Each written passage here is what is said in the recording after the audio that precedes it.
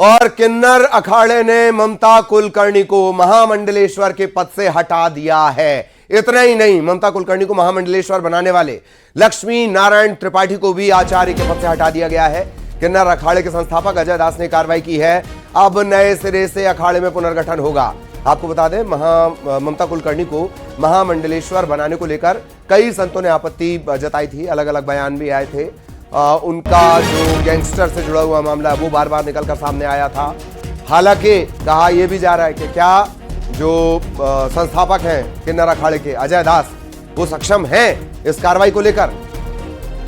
यह भी बात लक्ष्मी नारायण त्रिपाठी की तरफ से उठाई जा रही है।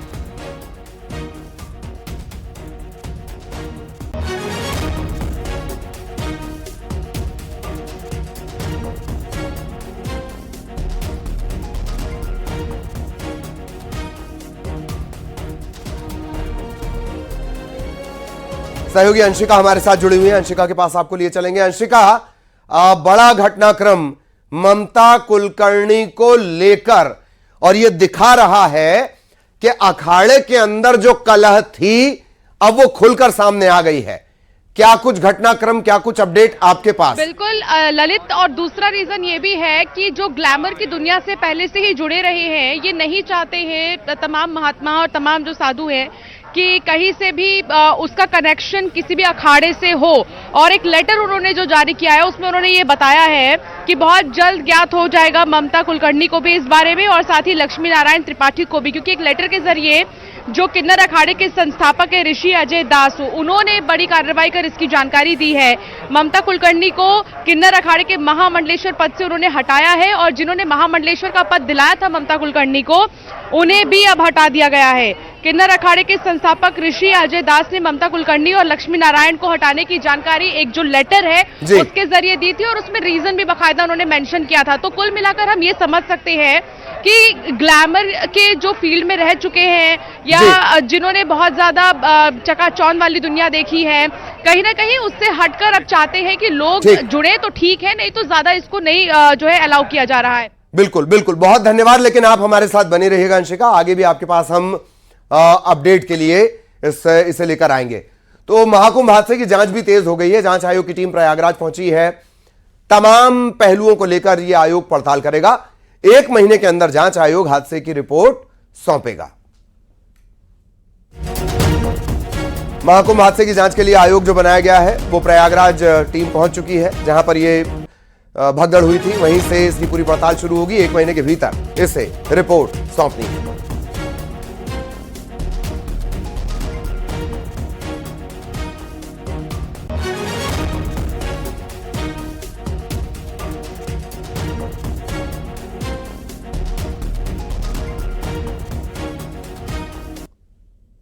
और महाकुंभ में भगदड़ को लेकर बड़ा बयान बाबा बागेश्वर की तरफ से आया है। हिंदुत्व के खिलाफ चल रही है साजिश, हिंदुओं के खिलाफ हो रहा है षड्यंत्र, सनातन को खत्म करने की हो रही है साजिश, छवि खराब करने की है ये कोशिश। षड्यंत्रकारी वेश बदलकर घूम रहे हैं। ये तमाम बड़ी बातें किसने कही? बाबा बागेश्वर ने।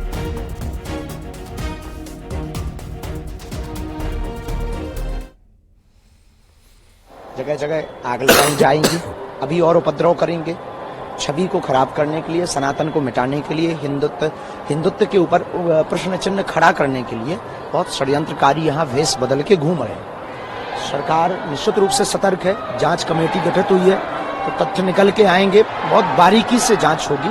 तो हमें ये पूर्णतया आभास है ये सब प्रायोजित चल रहा है, पूर्ववत ही प्रायोजित चल रहा है। भीड़ है, धक्का मुक्की, ये सब ठीक है, संभव है। इस प्रकार का जो हुआ है ये निश्चित रूप से किसी प्रायोजित तरीके से, प्रयोजन से ये रखा गया, प्रायोजित किया गया। प्रधानमंत्री मोदी 5 फरवरी को प्रयागराज पहुंचेंगे और तकरीबन 5 घंटे वो संगम नगरी में रहेंगे। सुबह 11 बजे सबसे पहले पीएम मोदी बमरौली एयरपोर्ट पर उतरेंगे। सीएम योगी एयरपोर्ट पर प्रधानमंत्री का स्वागत करेंगे। एयरपोर्ट से हेलीकॉप्टर के जरिए पीएम मोदी अरेल के डीपीएस हेलीपैड जाएंगे। पीएम मोदी गंगा स्नान करने के लिए क्रूज से संगम पहुंचेंगे। पीएम मोदी गंगा स्नान और पूजन के बाद सेक्टर 6 में लगाए गए स्टेट पवेलियन का निरीक्षण करेंगे। प्रधानमंत्री मोदी नेत्र कुंभ भी जाएंगे।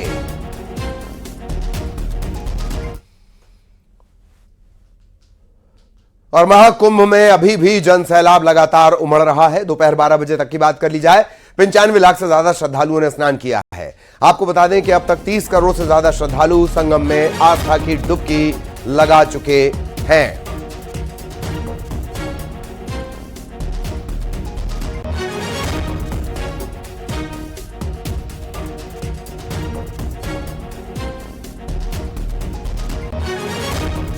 और सीधा आपको लिए चलेंगे महाकुंभ। सहयोगी अंशिका लगातार हमारे साथ जुड़ी हुई हैं। अंशिका, अब तक 30 करोड़, और ऐसा लगता है इस भीड़ को देखकर या आगे जो एक और अमृत स्नान बाकी है उसे देखकर कि आंकड़ा कहीं और ज्यादा 45 से भी ज्यादा आगे बढ़ता हुआ नजर आ रहा है। इन सब के बीच और अब तक कई करोड़ श्रद्धालुओं ने जो है स्नान किया है और दूर दूर से श्रद्धालु आ रहे हैं। मेरे साथ जितने श्रद्धालु मौजूद हैं, मैं सबसे जब बातचीत करूंगी तो आप भी चौंक जाएंगे कि लोग कितनी दूर से आए हैं। कोई बाइक से आया है, आप बता रहे थे बाइक से आए हैं आप लोग। कितना टाइम लगा बिहार से आने में? मैम 18 to 19 आवर्स लग गया आने में। सुबह 9 बजे निकले थे और मॉर्निंग में 4 बजे पहुंचे हैं।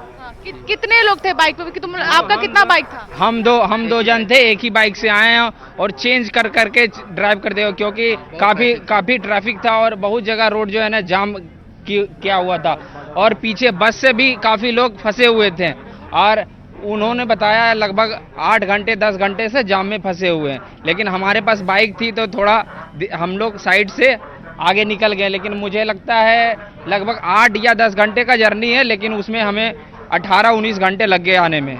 यानी कि ट्रैफिक बहुत ज्यादा है तो इसलिए थोड़ी समस्याओं का सामना करना पड़ रहा है यहाँ लोगों को। आप कहाँ से आए? स्नान हो गया? यस मैम, मेरा स्नान हो गया। मैं तो यहीं से हूँ, लोकल से आया हूँ। अच्छा, आपको कितना टाइम लगा? आप कहाँ से आए? जी, मैं बिहार का हूँ लेकिन दिल्ली में रहते थे। दिल्ली से मैंने आया, 2 दिन पहले ही आ गए थे। और ये संगम घाट है, पीपा पुल 2 नंबर का जो पीपा पुल है वहाँ संगम घाट है, वहीं पे मैंने हम लोग नहा सुना करके और ये धर्मशाला है हम लोगों को वहाँ रेस्ट करके अब हम। आप कहाँ से आए? मैं भी बिहार से आया हूँ, नेपाल बॉर्डर रक्सौल से, और काफ़ी खुशी हुआ यहाँ आकर। बहुत ही मतलब सुंदर दृश्य देखने को मिल रहा है। अच्छा लग रहा है बहुत? हाँ, बहुत अच्छा लग रहा है। अच्छा, कहाँ से आया? नागपुर से आए। मैं और मेरा फ्रेंड आया है ट्रैवल्स करके। एक्सपीरियंस किया है अभी महाकुंभ में, हमने डिजिटली भी किया है। बहुत अच्छा एक्सपीरियंस रहा डिजिटली का। और संगम पे स्नान भी हो चुका है, हनुमान जी के दर्शन भी हो चुका है, तो बहुत खुश है। तो देख रहे हैं आप कितने सारे लोग हैं जो खुश नजर आ रहे हैं और श्रद्धालु दूर दूर से आ रहे हैं। बताइए कहाँ से आई हैं आप? हम दिल्ली से आए हुए हैं। 2 दिन हमें हो चुके हैं, स्नान भी हम कर चुके हैं ये अमावस्या वाला, और आज हम बड़े हनुमान देखे और डिजिटल देखे तो योगी जी के लिए कुछ कहने वाले शब्द नहीं है। वास्तव में मेला इतना प्यारा है, बहुत सुंदर, बहुत सुंदर। अच्छा, आप कहाँ से आए महाराज जी? आपको कितना टाइम लगा और हो गया दर्शन? मैं महाराष्ट्र से आया हूँ। अब पिछले महाकुंभ में भी, पिछले कुंभ में भी आया था, तो जो मैं 10 दिन में नहीं घूम पाया वो 4 दिन में घूम पाया था। लेकिन अभी कैसा, जहाँ भी है कोई चौक में कोई व्यवस्था नहीं है कि ये रोड कहाँ जाता और कहाँ निकलता, कौनते महाराज कौनते चौक में। पिछले वक्त में हर कोई चौक में लगा था, रोड पे लगा था। कोई पुलिस को पूछे तो पुलिस मार्गदर्शन अच्छी करती थी। आज ये प्रॉब्लम है, एक पुलिस को पूछे तो बोलते ये इधर है, दूसरे पुलिस को वहाँ जाके बोले तो बोलते वो उधर है। कहीं कहीं पर व्यवस्थाएं ठीक नहीं लग रही। ऐसे घूमते परेशान हो गया। ऐसे लग रहा कि अपन जिस काम के लिए है वो काम तो नहीं। अभी हमारे साझेदार बोले यहीं सो जाते, ना अपन बजरंगबली का दर्शन ले पाते ना कुछ बोले। तो ऐसी परेशानी कर करके हम दिन निकाल रहे हैं। ऐसा लग रहा है कि कब हमारे गाँव जाते और पूरा दर्शन नहीं हो रहा, पूरा कोई ये नहीं हो रहा, सब परेशानी में फंसे। आपको और इंतजार करना होगा यहाँ पर, और इंतजार करना पड़ेगा। हम मैं यही लोकल से। बीच में मत आइए, रुक जाइए, आ रही हूँ मैं, बोलिए। मैं यही लोकल से हूँ, नहीं से। जी मैम। अच्छा, पहले भी देखा है आपने प्रयागराज में इतनी भीड़ कभी? जी मैम, देखा मैंने, लेकिन इस बार बहुत ज्यादा है। इस बार ज्यादा है? यस मैम, हमको आने में लगभग। आप कहाँ से आए? उमाशंकर, मैं दिल्ली से आया हूँ। हम 28 तारीख को आ गए थे, मौनी अमावस्या को स्नान किए, लेकिन यहाँ से जाने का मन नहीं हो रहा है। हमारी टिकट भी कैंसिल हो गई, फिर हम दूसरे ट्रेन की इंतजार कर रहे हैं, लेकिन 2-4 दिन रहेंगे, पूरा 1 हफ्ता बिता के जाएंगे। इतनी सुंदर लग रही है नगरी, जितना भी कहा जाए वो कम है। तो देखिए मिले जुले जितने भी श्रद्धालु हैं, आइए आगे आइए। हाँ बताइए कहाँ से आइए आप लोग, यहाँ छोड़िए। मेरा नाम चांदनी उपाध्याय है, मैं हैदराबाद से हूँ। यूपी गवर्नमेंट ने काम तो बहुत अच्छा किया, फैसिलिटी सब प्रोवाइड किए। जब मौनी अमावस्या का पर्व था, जब ज्यादा भीड़ हो गई थी, तो उन्होंने एक गलती की कि रास्ते सभी बंद कर दिए थे। उसकी वजह से पब्लिक को बहुत भटकना पड़ा। जो 2 किलोमीटर से पब्लिक आ सकती थी, उनको 30-30 किलोमीटर तक घुमाया गया। उसकी वजह से थोड़ी दिक्कत हुई। तो मुझे लगा कि ज्यादा पब्लिक है तो उनको पब्लिक को छोड़ना चाहिए ताकि सबको कन्वीनियंस हो जाए। रास्ते बंद करने की वजह से एक तकलीफ गई, बाकी सब अच्छा है। ठीक है, तो तमाम जो श्रद्धालु हैं, आप उनको सुन रहे हैं। ललित, मिला जुला जो यहाँ पर व्यवस्था श्रद्धालु को है, वो लग रहा है कि हाँ कहीं पर ठीक भी लगा लोगों को, तो कहीं नहीं भी लगा। लेकिन हाँ, सबका एक ही चीज कह रहा था कि अनुभव बहुत अच्छा हुआ है संगम नगरी आकर। बिल्कुल बिल्कुल, बहुत बहुत धन्यवाद अंशिका इस तमाम जानकारी के लिए। सहयोगी अंशिका विस्तार से बातचीत भी कर रही थी, जानकारी भी दे रही थी। इधर सदगुरु श्री रितेश्वर महाराज ने भी न्यूज 18 से बातचीत की। उन्होंने मेला प्रशासन और प्रबंधन की तरफ जो प्रबंधन इसका किया गया उस व्यवस्था को बेहतर बताया। महाराज ने कहा कि हादसे के बाद सरकार ने जिस तरह से हालात को काबू में किया, उसकी तारीफ होनी चाहिए। योगी आदित्यनाथ सरकार ने जब घटना हुई उसके बाद से 48 घंटे तक मुख्यमंत्री लगातार मॉनिटरिंग करते रहे। तमाम अधिकारियों को, अब जो अनुभवी अधिकारी हैं उनको भी यहां पर भेजा गया है। आपको लगता है कि जिस तरीके से व्यवस्थाएं की गई हैं, इससे मेले क्षेत्र के जो है लोगों को और सहूलियत बढ़ेगी? देखिए, इतना तो तय है कि एक घटना जब होती है तो उस समय में फिर भीड़ अनियंत्रित होती है। मनुष्य के मन में क्या चल रहा है कुछ पता नहीं होता है। लेकिन इतने बड़े 8-10 करोड़ की भीड़ में, 5 करोड़ की भीड़ में एक घटना होती है और उसके कुछ ही घंटे में सब कुछ सामान्य कर लिया जाता है। तो सरकार के साथ साथ हमारी जनता भी और कुंभ में आने वाले लोग भी कितने आईक्यू उनका तेज है और वो कितने आध्यात्मिक हैं, इस बात का प्रमाण तो भारत दे ही दिया। नहीं तो कई जगह अफवाहों में घटनाएं हो सकती थी, पर सब कुछ कंट्रोल्ड हुआ। जो नुकसान होना था हुआ, उसके बाद धीरे धीरे सब कुछ पटरी पे लौट आया। और अब हम देख रहे हैं, हम रोज रात में निकलते हैं घूमने के लिए, करीब करीब हर पुल पे भी जाते हैं। पुलिसिंग की व्यवस्था, लोगों को रोक करके फिर भेजने की व्यवस्था, जहां भी जनता थोड़ी सी मॉब में है वहां पर पुलिस का पहुंचना और बड़ी सकारात्मक रवैया है। बात करना, उनसे पूछना कि यहाँ कैसे ठीक हो सकता है, और उन्हीं में से 4 कार्यकर्ता बना करके पुलिस वाले और फिर एक अच्छा कार्य कर रहे हैं। ये मैंने ऑब्जर्व किया है, पता नहीं लोगों ने किया कि नहीं। तो एक बहुत ही सकारात्मक तरीके से काम किया। और कथावाचक देवकी नंदन ठाकुर ने भी न्यूज 18 से बातचीत की। इस दौरान महाकुंभ की व्यवस्थाओं को लेकर योगी सरकार की तारीफ की। उन्होंने सभी श्रद्धालुओं से बसंत पंचमी के दिन आराम से आकर स्नान करने की अपील की। उन्होंने यह भी बताया कि 26 फरवरी तक मेला चलेगा। बसंत पंचमी का स्नान है आगे। मौनी अमावस्या के दिन जिस तरीके से हादसा हुआ उसको लेकर मुख्यमंत्री योगी आदित्यनाथ भी काफी गंभीर रहे। लगातार अधिकारियों को निर्देश दिए गए। क्या आप क्या चाहते हैं मेले की व्यवस्था को देखकर? देखिए, सबसे पहली बात तो योगी जी को इतना मैंने पहले कभी नहीं देखा। एक बार सदन का वीडियो हमने जरूर उनका देखा था, लेकिन जितने भावुक वो अभी हो गए सनातनियों की इस दुखद घटना से, मुझे लगा कि मैंने पहले ही कहा था कि इस बार ऐसा लग रहा है कि कोई अपने घर की देखभाल कर रहा है। तो वो उनकी आंखों में, नेत्रों में अश्रु आ गया। वो ठीक, उनका दर्द है और दर्द को कोई मिटा नहीं सकता। लेकिन उनसे ये निवेदन करेंगे कि जो उन्होंने किया है सनातन जगत के लिए, इस कुंभ के लिए 25-30 बार वो यहाँ आए। मुझे नहीं पता टोटल काउंटिंग कितनी है, लेकिन कई लोग तो पूरे मुख्यमंत्री के कार्यकाल में उतना बार कुंभ में नहीं आते हैं जितने वो अकेले कुंभ की देखभाल करने के लिए आए। तो इसके लिए we are proud of him. वो इसके लिए शाबाशी के पात्र हैं, धन्यवाद के पात्र हैं। उसके बावजूद भी जो घटना हुई है, अब जो होने वाला है बसंत पंचमी का स्नान, वो बहुत बड़ा स्नान है। तो मैं आने वाले लोगों से यही निवेदन करूंगा कि ये कुंभ जो है वो 26 तारीख तक चलेगा। जरूरी नहीं कि बसंत पंचमी को आप गोता लगाएंगे तो वो पूरा पुण्य मिलेगा। आप पूर्णिमा को आ सकते हैं, 5-6 तारीख के बाद आप धीरे धीरे आए। और संगम नगरी में लगातार श्रद्धालु पहुंच रहे हैं। बसंत पंचमी से 30 करोड़ से ज्यादा श्रद्धालु, अगर अब तक का वो देख लिया जाए, 30 करोड़ से ज्यादा श्रद्धालु स्नान कर चुके हैं।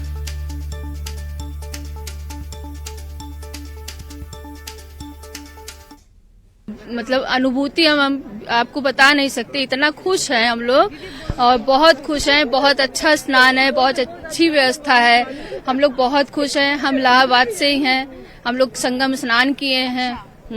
तो देखिए लोग बहुत खुश नजर आ रहे हैं। अच्छा, आप कहाँ से आई हैं और कैसा लगा आपको? नेपाल से। नेपाल से आई हैं आप, कितना चलना पड़ा आपको यहाँ पर? कति घंटा है? बिहान 6-7 घंटा। 6-7 घंटे। कहाँ गई आप? क्या तो पता नहीं है। अच्छा, मतलब पूरा घूमते चले गई, पूरा घूमते हुए चले गई? घूम रही है। जी हाँ, घूम रहे आप पूरा, मतलब लगातार घूम रहे हो? घूम रहे हैं। अच्छा, आप कहाँ से आई हैं? मैं बिहार से आई हूँ। बिहार से आई हैं। कहाँ गई अभी तक? अभी तक तो संगम गई हूँ और हनुमान मंदिर गई हूँ। अच्छा, यहाँ पे हो गया दर्शन? हाँ, यहाँ पर हो गया दर्शन। जी जी। तो लेटे हनुमान जी के दर्शन भी किया जा रहा है अमृत स्नान के साथ साथ। और देखिए उत्साह है श्रद्धालुओं में, उमंग है, पहुंच रहे हैं संगम नगरी, दर्शन कर रहे हैं। आप कहाँ से आई? हम कोलकाता से आए हैं। कोलकाता से आई हैं, कैसा लग रहा है आके? बहुत अच्छा लग रहा है। बहुत। कहाँ गई अभी तक? हनुमान मंदिर गए हैं और संगम गए हैं। अच्छा, आप कहाँ से आए हो? जमशेदपुर टाटानगर से आई हूँ।